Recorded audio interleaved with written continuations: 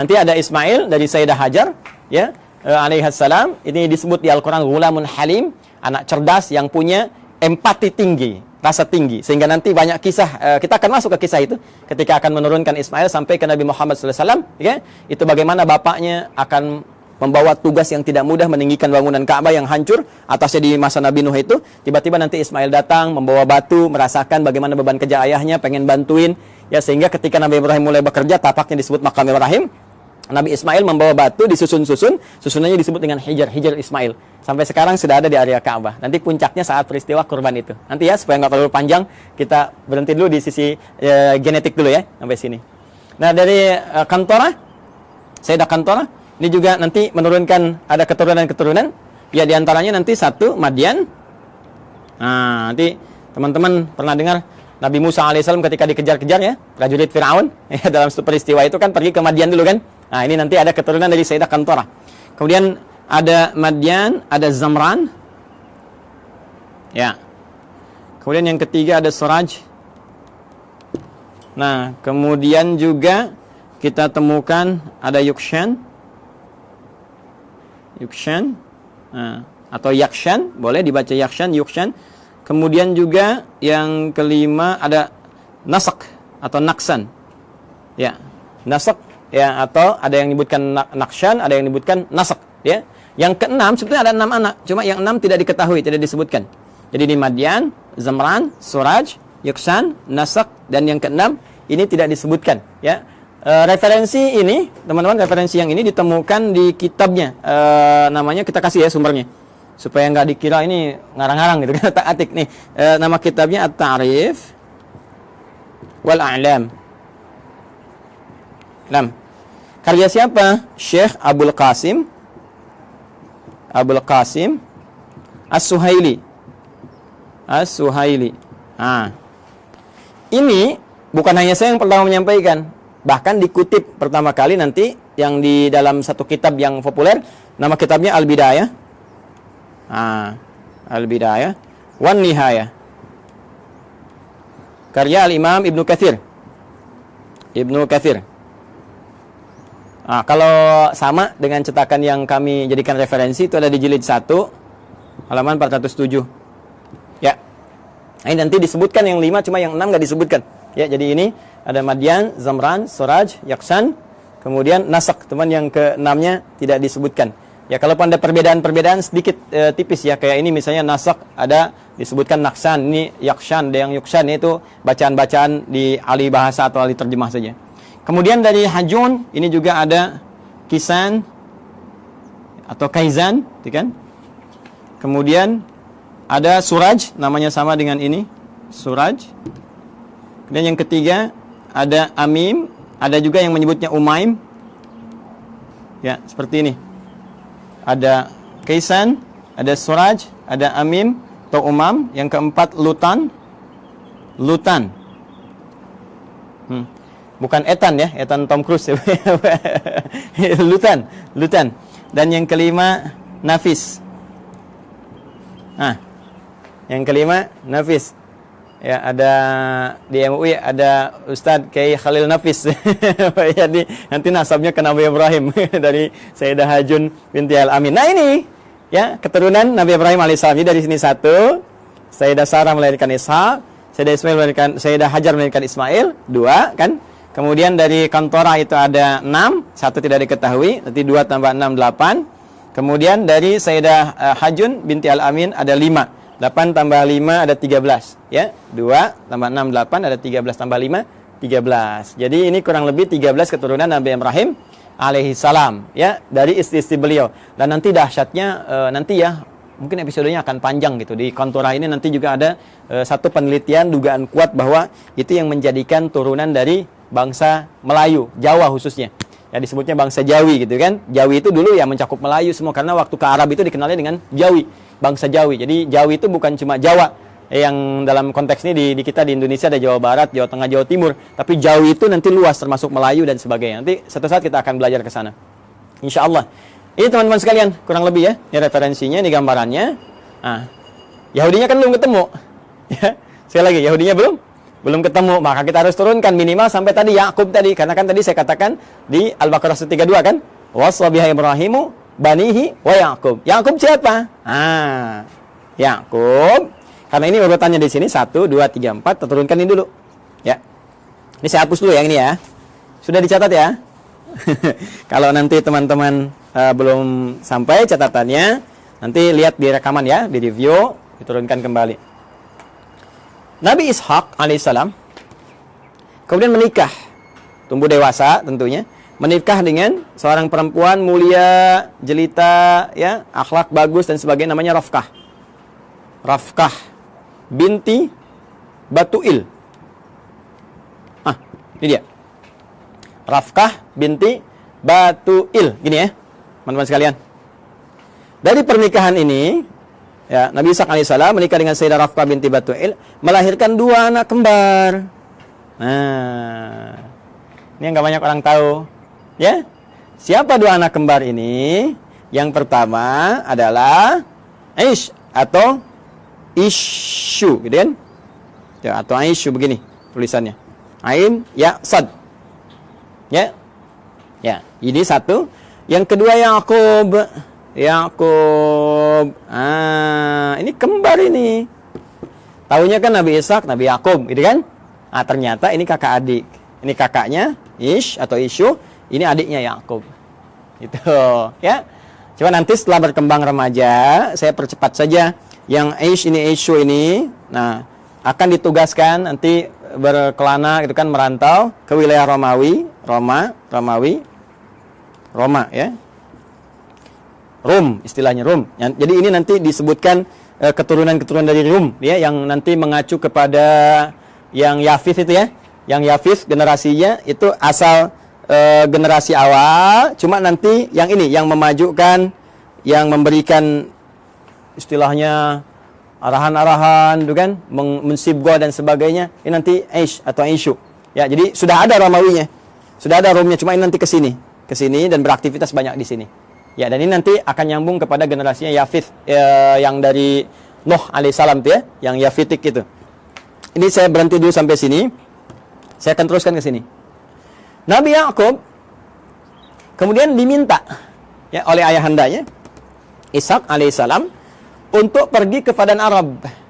Padan Arab, tempat dulu Nabi Ibrahim kan beraktivitas dan seterusnya.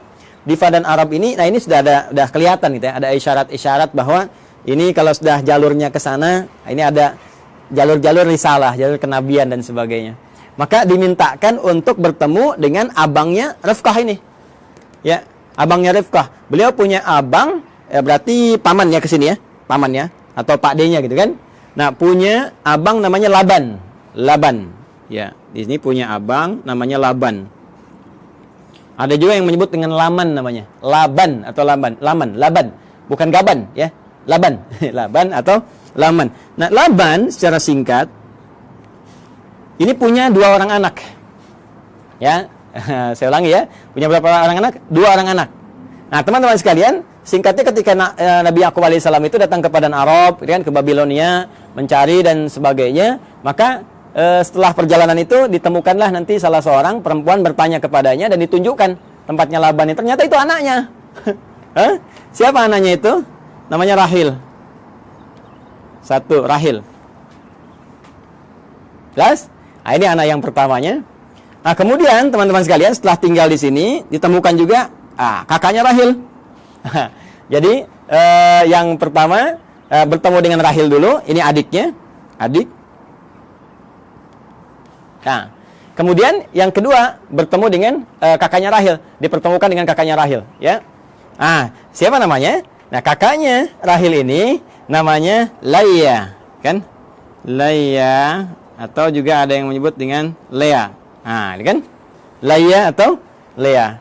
Nah, secara singkat ternyata beliau ini ditugaskan untuk menyampaikan pesan kepada Laban supaya ini bisa besanan. Nabi Ishak bisa besanan dengan Laban. Maka dimintalah untuk menikah, memilih salah satunya. Ya, memilih salah satunya, walaupun ada riwayat menyebutkan Nabi Nabi Yakub ini nanti ditawarkan untuk menikahi dengan Laya dulu, kakaknya dulu. Ya, jadi ini kakak didahulukan. Kemudian beliau kan seorang yang sangat perasa ya. Yakub itu punya keunggulan yang luar biasa. Ya, beliau seorang yang sangat dekat ya dengan Allah, rajin ibadah. Kemudian lebih daripada itu juga sangat merasakan tidak ingin menyinggung orang, ya, curhatnya diserahkan kepada Allah sehingga orang-orang banyak nggak tersakiti. Jadi ini yang menjadikan beliau daripada nanti satu menikah, yang lain merasakan nggak nyaman, maka mengajukan dua-duanya aja dinikahin, ya kan? Nah, ini belum turun syariat yang di era Nabi Muhammad SAW, turunnya Quran surah keempat An-Nisa ayat 23, larangan menikahi kakak adik. Ya, wa antajma'u bainal ukhtaini illa ma qad salaf. Paling kanan sebelah bawah di mushaf standar, ya. Wa antajma'u bainal ukhtaini illa ma qad salaf. Dilarang bagi kalian untuk menikahi kakak adik ya secara langsung kecuali yang dulu pernah terjadi. Ya, karena keadaan sekarang beda. Dulu orang bisa mengendalikan, bisa tahu, bisa paham, dan untuk menjaga keturunan yang sangat terbatas keadaannya pada waktu itu. Sekarang sudah banyak menyebar. Makanya dilarang sekarang menikahi kakak adik dalam satu mahram. Ya, dulu masih berlaku illa ma qad salaf. Maka dinikahilah kemudian Layya, ini pertama kali. Dan kemudian Rahil, yang kedua dinikahi. Ya. Dari Layya ini turun keturunan, teman-teman sekalian, ada 6 orang anak. Ya, 6 orang anak ini Rabin. Kemudian 2 Syam'un atau Simon. Dan yang ketiga Levi, atau disebut juga dengan Lewi. Ya, Levi, itu ya, Levi. Tulisannya begini, bukan Levis ya, Levi. Lewi, gini. 4 Yahuda. Kemudian yang kelima Izakar. Ya. Yang keenam Zabulun. Dari Rahil melahirkan 2 orang anak, ya. 1 Yusuf alaihissalam, Rahil, ya. Ini ibunya cantik sekali, cantik, jelita, taat, patuh. Makanya anaknya juga tampan, luar biasa ya. Tampan, dan nantilah pas masuk cerita Nabi Yusuf, ini masih panjang, tenang aja teman-teman. Masih panjang. Dan yang kedua Bunyamin. Ya, Bunyamin. Ya. Baida Royani nggak masuk sini. Maaf ya. Bercanda. Ini yang Yusuf dengan Bunyamin, ya. Berjalan, tiba kemudian sudah berumah tangga. Singkatnya, ini minta balik dulu. Minta sowan lagi kepada bapaknya gitu kan. Supaya nanti ada bekal-bekal yang terbaik untuk dilanjutkan dan seterusnya gitu kan. Nah, nanti teman-teman sekalian, sebelum kembali ini oleh Laban dihadirkan asisten rumah tangga untuk bantu, baik kepada Rahel ataupun Layya, supaya tugasnya lebih mudah. Karena tahu tugas Nabi Yakub pasti akan berat. Maka dikirimkanlah kemudian 2 orang untuk bantu. Layya dikirimkan Zulfa atau Zalfah. Ya, Zulfa atau Zalfah. Nah, kemudian dari Rahel pun dikirimkan Balha. Ya. Balha untuk membantu. Nah, Nabi Yakub melihat, ini akan di rumah nih, banyak interaksi, ya, daripada nanti aneh-aneh, lebih baik jadi mahram sekalian supaya membantu, ada dalam lingkup keluarga. Makanya dinikahilah kemudian ini juga, sehingga 4 genap 4 istri Nabi Yakub alaihissalam. Ya, nanti dari sini ada 2 anak lagi, ya, dari Zulfa dan dari Balha 2 anak lagi. Ini papan tulisnya nggak cukup nih kalau saya tuliskan. Ada Dan, ada Jad, dan yang lainnya. Jadi dari sini saya sebutkan 2. Teman-teman sekalian, ada 2. Ini pun 2. Ya. Jadi dari sebelumnya 6 dari Layya, tambah 2 dari Rahil, 6 tambah 2, 8, tambah 2 dari Zulfa, 10, tambah 2 dari Balha, 12. Inilah dari 12 keturunan Nabi Yakub alaihissalam. Yakub alaihissalam. Ini keturunannya ada berapa? Ada 12. Yakub ini masih mengalami tentunya masanya bapaknya Ishak, dan ada yang menduga juga masih bertemu dengan Nabi Ibrahim. Jadi Nabi Ibrahim punya anak, nanti Nabi Ishak punya cucu Nabi Yakub, tapi keturunan ke sini belum tentu jumpa. Ya, di yang cicitnya lagi sampai ke Yakub masih ada. Maka Yakub meneruskan wasiat bapaknya Ishak, Ishak meneruskan wasiat bapaknya Ibrahim. Makanya seringkali ditemukan kalimat ya Ismaila wa Ishaqa wa Yaquba gitu kan, wal asbat. Asbat ini 12 ke sini. Jadi Yakub meneruskan ke sini. Ya, nah ini teman-teman sekalian gambaran ini. Nah, Nabi Yakub ini seperti saya katakan tadi, nabi yang sangat baik, taat, patuh, gitu kan? Ciri-ciri hamba lah. Hamba dalam bahasa Arab disebut abdun. Dalam bahasa Ibrani pada saat itu disebut dengan Isra. Ya, hamba siapa ya? Hamba Allah. Jadi kan puncak pujian Allah kepada ya ciptaannya, makhluknya, manusia itu sifatnya bukan disebut Nabi Rasul. Nabi Rasul itu menunjuk pada tugas dan berita besar yang dibawa. Puncak pujiannya justru terletak pada kalimat hamba, abdun. Makanya Rasulullah SAW ketika diisrakan itu disebutnya dengan kata abdun, subhanalladzi asra bi abdihi, kan? Maka ini pun dipuji dengan sifat penghambaannya, itu Isra, hamba Allah yang taat. Allah dalam bahasa Ibrani pada saat itu disebut dengan Il. Ya, maka disebut dengan Israel. Asalnya Kata Israel ini menunjuk kepada Yakub alaihi salam. Mana Nabi Yakub nih ya? Nah, di sini. Nih. Asalnya menunjuk kepada Nabi Yakub alaihi salam, yaitu Israel. Ya, il ini sudah kita temukan juga di Jibril, Mikail, Israfil, Israel, ya, malaikatnya Allah Subhanahu wa taala. Israel hamba, ya, il Allah yang taat, yang saleh. Anak-anak tadi yang ini, teman-teman masih ingat kan istilahnya? Ya kan? Kalau dikumpulkan semuanya menjadi bani kan istilahnya? Maka muncullah istilah Bani Israel. Bani Israel. Jadi asalnya konotasi Bani Israel itu positif. Anak-anaknya keturunan Nabi Yakub yang saleh, yang baik. Nabi Yakubnya yang saleh, yang baik. Nah, itu disebutkan Bani Israel supaya memberikan kesan untuk ikuti bapakmu. Jangan menyimpang, jangan jauh-jauh. Makanya di Quran nanti banyak diksi menunjukkan ya Bani Israel, ya Bani Israel. Disadarkan lagi, hai Bani Israel, kamu ini kan punya kelebihan, bapakmu itu baik, bapakmu soleh. Jangan berbuat seperti ini. Itu menodai cita keluarga, ya, menyakiti bapakmu dan memberikan kesan yang tidak bagus itu dalam keluarga, dalam keturunan. Maka perbaiki, ajak balik. Bahkan nanti diajak untuk kembali lagi. Ketika menyimpang, ajak balik. Sifatnya disebutkan, kata kerjanya disebutkan. Nah, apa sifatnya itu? Apa kata kerjanya? Dan dari mana kemudian muncul generasi Yahudi? Ya kan? Ada yang mengatakan nih paham keagamaan, ada yang mengatakan turunan dari 12 anak yang ini muncul. Siapa 12 anak ini yang melahirkan Yahudi? Apakah itu paham, benarkah paham keagamaan atau keyakinan atau doktrin tertentu? Ya, sampai kagetnya sampai tukang-tukang juga lewat ngasih intro. Kalau Anda mendengar, kita akan lanjutkan dan sambungkan di kesempatan yang lain insyaallah. Edisi yang perdana tentang genealogi Yahudi dalam Al-Quran, hadis-hadis Nabi, dan fakta sejarah yang kita gali. Adi Hidayat, semoga bermanfaat. Assalamualaikum warahmatullahi wabarakatuh.